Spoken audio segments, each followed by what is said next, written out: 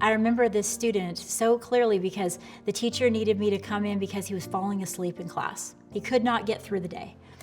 And I called him in and he looked all disheveled, eyes red. And he said, the reason I can't stay awake is because I'm trying to stay awake all night long. I can't sleep.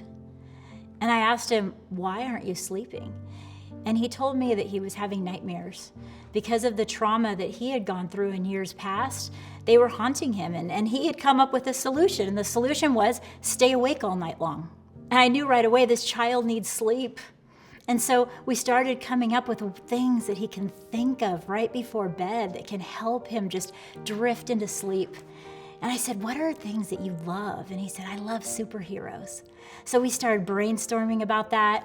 We drew pictures of superheroes. And I said, right before you go to sleep, think about superheroes. And, I didn't know if that would work. I sent him back to class. And a week later, I went in and I thought, I wonder how that went. And right away, when he saw me, his eyes lit up.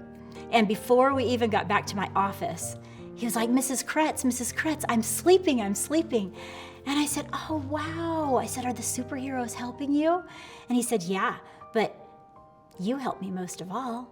And I'm like, well, what do you mean? He's all, superhero Mrs. Kretz. He said, when it's really dark and I know I'm going to have a nightmare, I imagine superhero Kretz coming, and she goes, hi, and fights away all the bad dreams. And I kind of think that being in school counseling, it is like being a superhero. It's like you have a special power, and that power is to be able to impact the life of other people.